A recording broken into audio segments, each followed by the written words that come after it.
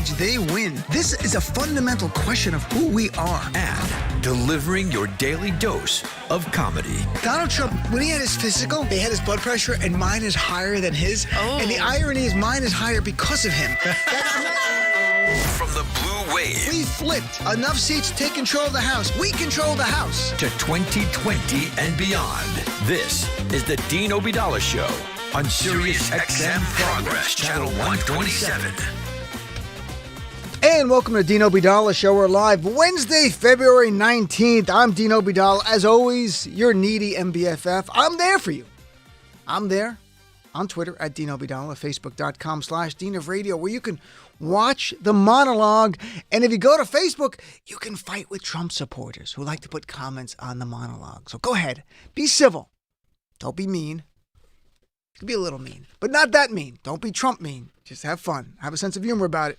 Reminder, today, like yesterday and like tomorrow, Donald Trump's administration's in federal court fighting to end you and your family's coverage for pre-existing medical conditions and every other benefit of the Affordable Care Act, including allowing insurance companies to charge women more than men for the identical coverage, to allowing insurance companies to drop you if you get sick, to putting caps on the benefits annually or lifetime. And there's so many other things, including no more guaranteed free physical examination.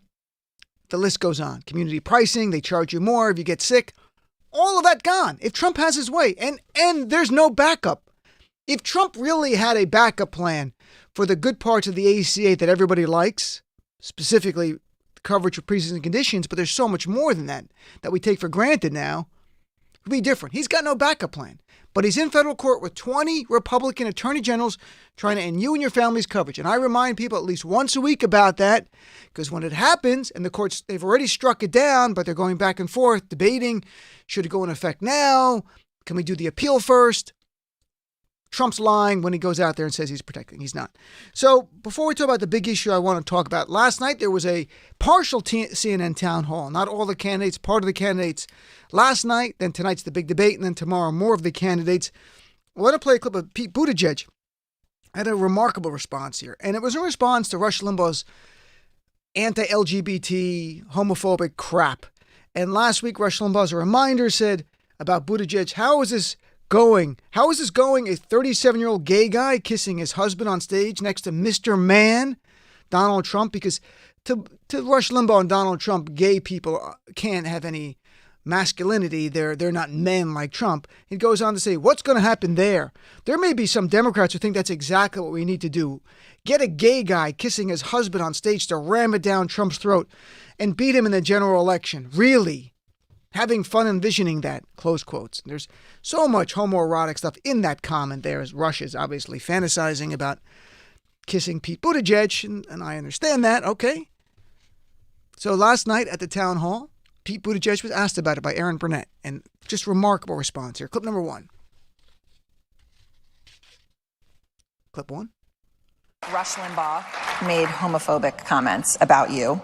And he said that America's not ready, he doesn't think, for a gay president. Now, then Limbaugh, I don't know if you know, but he gave this whole story today that President Trump told him, don't apologize for saying anything he said.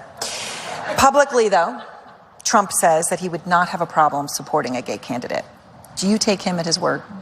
Well, not if he's sending out his supporters to talk in this way. And look, I mean, the idea of the likes of Rush Limbaugh or Donald Trump lecturing anybody on family values? I mean,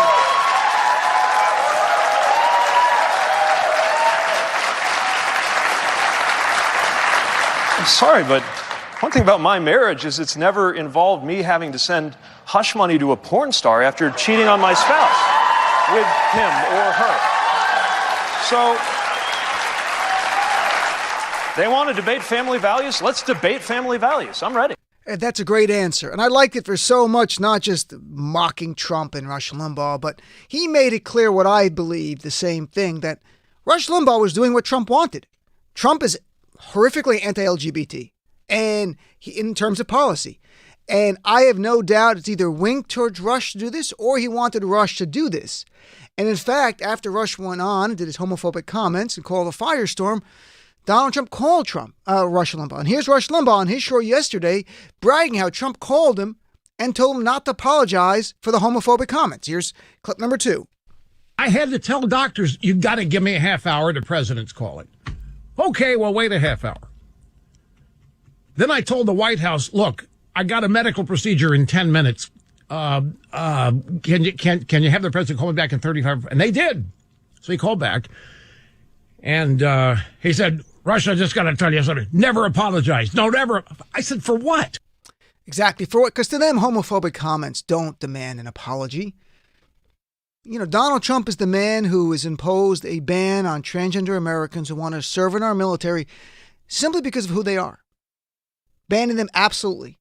Donald Trump has allowed doctors to get federal funding and turn away gay patients if it's against their religion.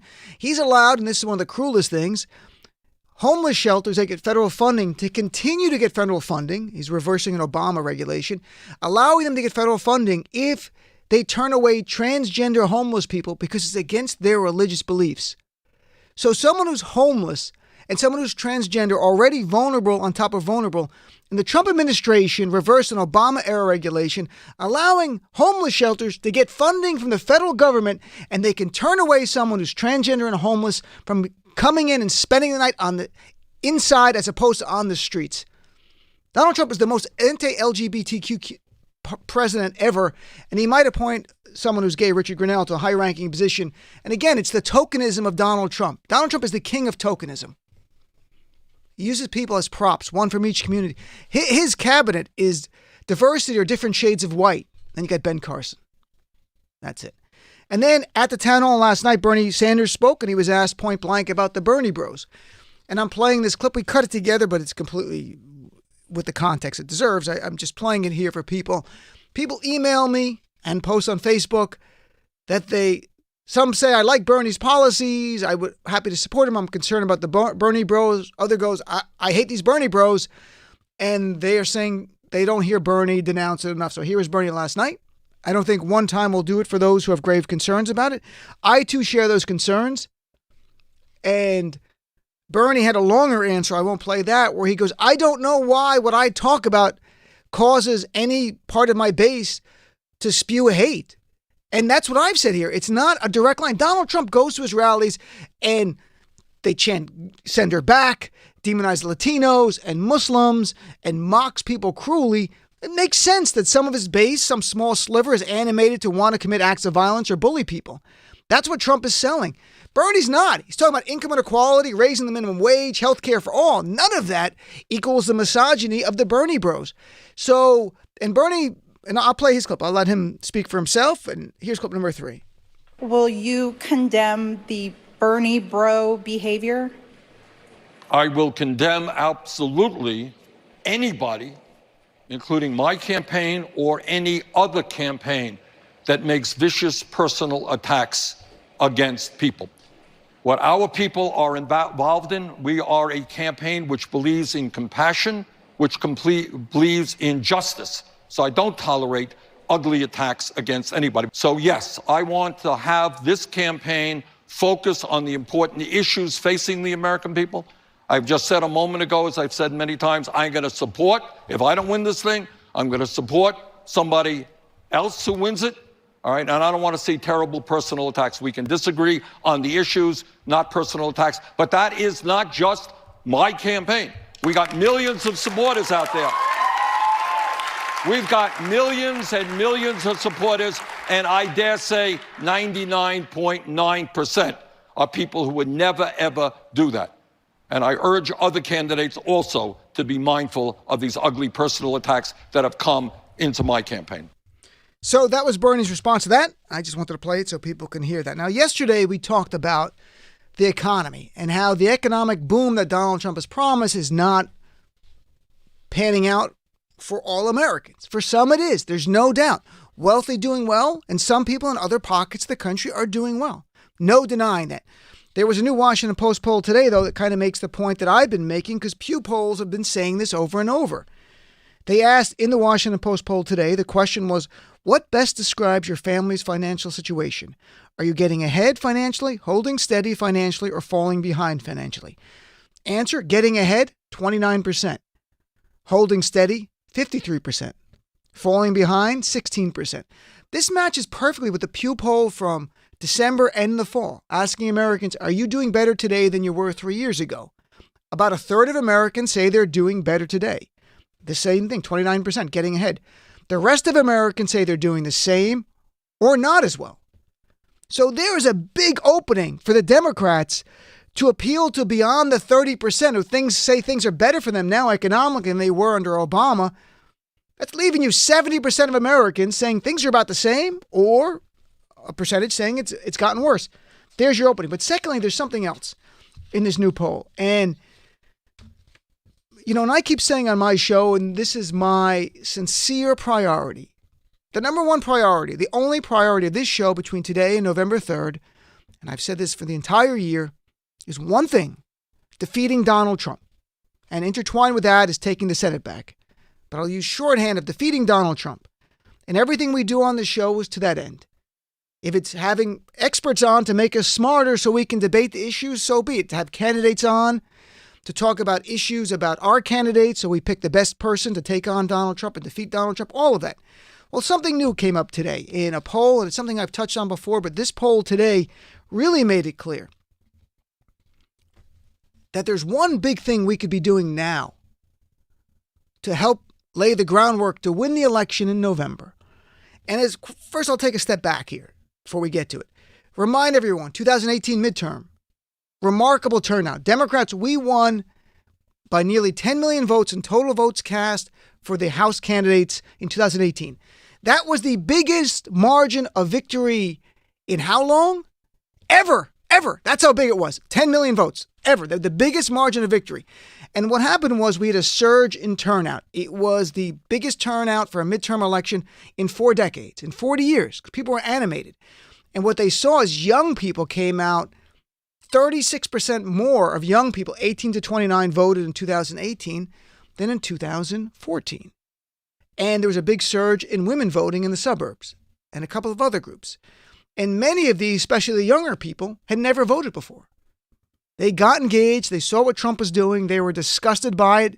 They said, I got to see if I can make a difference. They registered and voted. And that is the key. It is registering new people who have not voted in years or never voted or voted decades ago and have given up to get them to register to vote. And there's a poll in the Washington Post today which makes this case so clearly. And I want to give you real numbers and real data to back this up. And in the Washington Post today, their poll, they broke down for different questions the difference between registered voters and all adults. Registered voters, self-explanatory. You have to say you're registered to vote. All adults includes people who are not registered to vote. And what did it find? A significant gap in people who are registered to vote versus all adults in disliking Donald Trump. And I mean the gap in the way that we got to close it, because when you ask all adults something, they hate Trump. When you ask registered voters, though, it's a smaller percentage of people who dislike Trump and like our Democratic candidates. We have to close that gap. We have to get all those adults who dislike Trump registered. And I want to give you real numbers. First, here was an example, job approval of Trump. Registered voters, 46% approve, 52% disapprove. So that's registered voters. What about so he's underwater by 6 points. What about all adults? Only 43% approve and 53% disapprove. So you went from 6 points underwater to Trump being 10 points underwater. That is statistically significant. And even more compelling was Trump versus various Democratic candidates.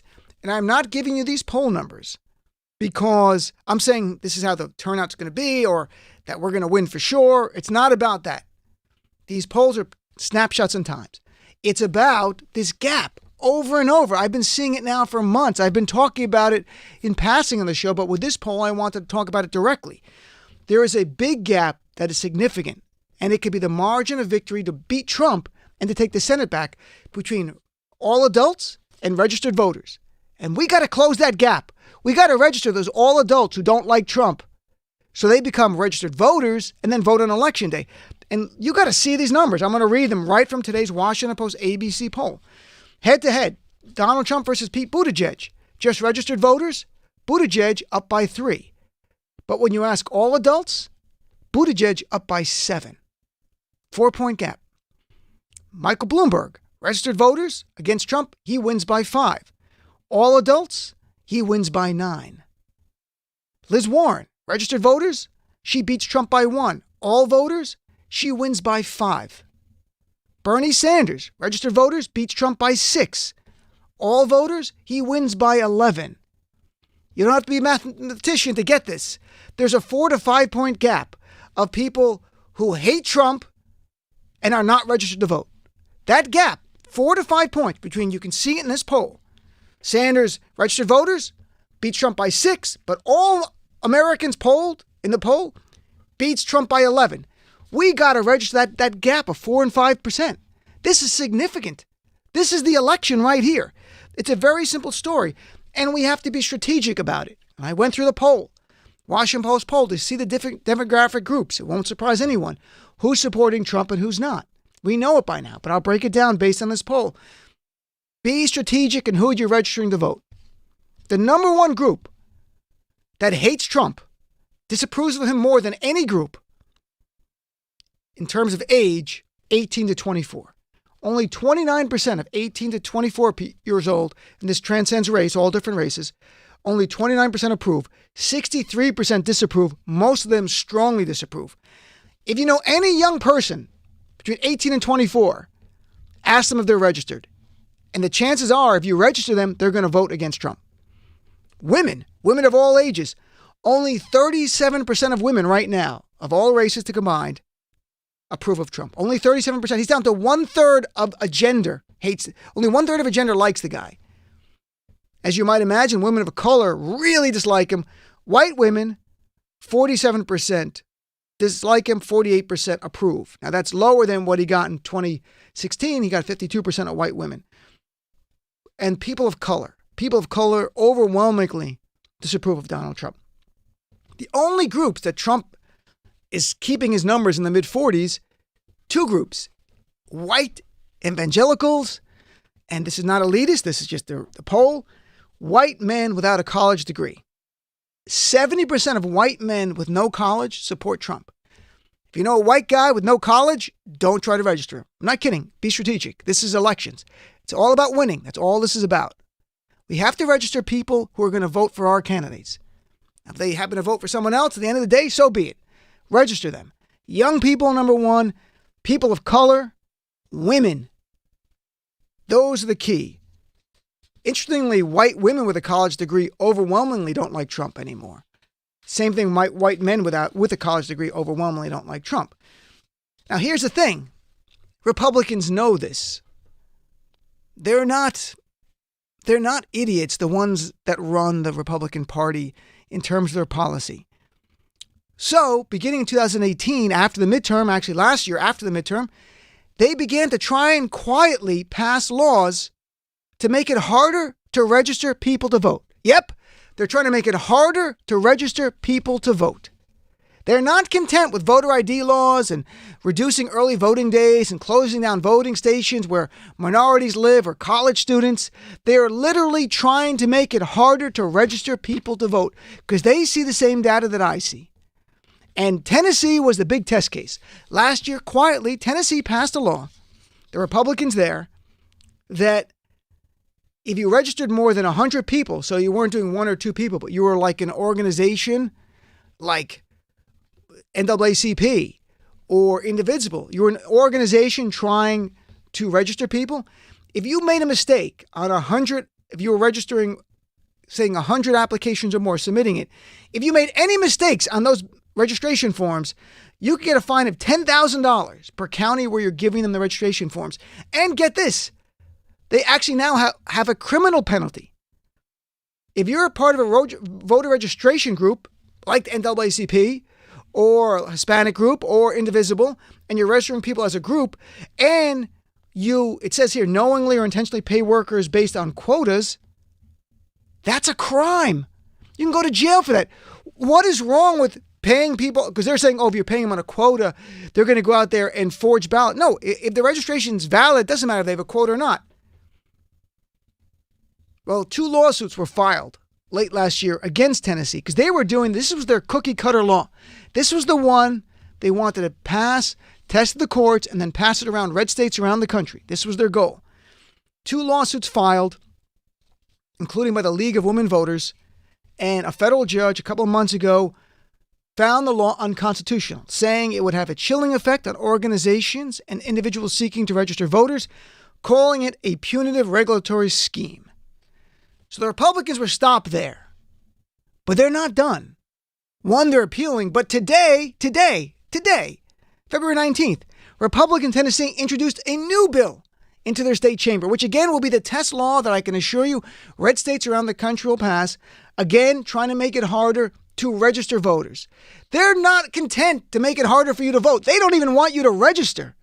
This is where they are. This is how bad the Republican Party is. They can't win on ideas. They're losing demographically. Now, not only to try to stop you from Election Day, they don't even want you to register to vote. They want to put penalties and potential criminal penalties involved if your organization coming in to try to register voters because they know they got enough on their side. So anybody coming in now has got to be a young person or a minority or someone who's moved to Tennessee from a neighboring state, and they don't want you. In Texas, lawmakers are also considering a measure that would make it a felony, not a misdemeanor, a felony, and a penalty of $10,000 per person to put false information on a voter registration form. Now you'd say, well, it's wrong to put false information. Yes, on its face, this seems fine. Just like poll taxes and literacy tests seem fine on their face. In reality, it's the application. The goal is to chill a chilling effect on organizations to go like, well, we're not going to knowingly do anything wrong, but they'll just charge us and say we did it knowingly, and then we have to defend ourselves in court. And if we win at the end of the day, we still paid a lot of money in legal fees, and it hurt our organization. That's what they're doing this for. According to voting rights activists, these measures are the first signs, quote, the first signs of a new wave of efforts to restrict voting rights in the U.S. The concerns have been compounded by the fact that the measures are being introduced in states that already have passed extensive number of voting restrictions. This is where the Republican Party is. And beyond that, last year, Texas, they began to criminally prosecute people for what they call voter fraud. Who did they pick on? A black and Latino woman. A black woman, Crystal Mason, 5 years in prison. 5 years in prison in Texas because she had been convicted of tax fraud years ago, said she didn't realize she couldn't vote anymore. She thought it was done because she was out of prison years ago and voted. She made a mistake. 5 years in prison in Texas. Another woman, Rosa Ortega, 8 years in prison for voting. She was not a citizen, but she grew up here and thought she could just register to vote. She said she didn't know. You had to be a citizen. Register to vote, votes. 8 years in prison. 8 years in prison for that. 8 years in Texas. What's the message when they're prosecuting a black and Hispanic person in Texas? And that's why when you look at their Texas law saying you have to knowingly fill out the voter registration wrong and correctly, these people, both their defense was they didn't know they couldn't vote. And they still, 5 years and 8 years. And look at the contrast. Blue states, 15 blue states now, and the District of Columbia have passed automatic voter registration, which means if you do any interaction with the state, you're automatically registered to vote. They do it from DMV records. In New Jersey, even broader, beyond DMV, they passed it, I think, a year and a half ago, that any interaction with the state, you're automatically registered to vote unless you tell them you don't want to be registered. What happened?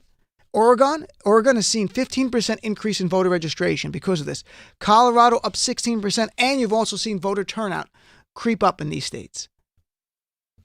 So here's the thing. You want to win. You want to defeat Trump. You want to take the Senate back. You want to win elections where you live. The thing to do now, and you've got the time, plenty of time, which might not be a good thing because deadlines help us move, register voters. And how do you do that, you say? Well, League of Women Voters. You can go to their website, lwv.org, League of Women Voters. Just Google it on their website. Very clear information. Ask where you live. They'll tell you how to register voters. Very simple. Go to Rock the Vote. Everyone knows Rock the Vote. rockthevote.org. Same thing. Go to the Indivisible website. Same thing. There are organizations that could not make it easier. So the first thing you can do is ask your friends and family, especially if you know they don't like Trump, to register. If they love Trump, tell them Election Day is like November 5th. It's actually November 3rd, but tell them it's November 5th. But for anyone else in these demographics, and we have to be strategic, register everyone you want and we'll do the best ideas. I'm with that. But you can also be strategic. Target young people. Target people of color. Target women. That's our coalition to win. It's right there. It's the Obama coalition, to be blunt. And progressive white people, get them as well, but I bet you most of them are registered, unless they're young, 18 to 24. Then register them. So again, League of Women Voters, go to their website, Rock the Vote, rockthevote.org, indivisible.org. Easy to do it. Register people. Ask your friends now. That's the simplest thing. You can get involved. You can organize a little voter registration party at your house. We're going to have a cocktail party or coffee party or whatever and register voters. You can set up a table at events that you're having.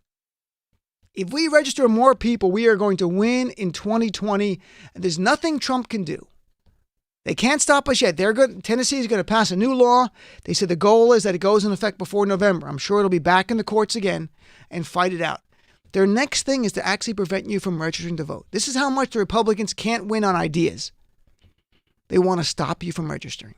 Not content to stop you from voting, they're going backwards a step.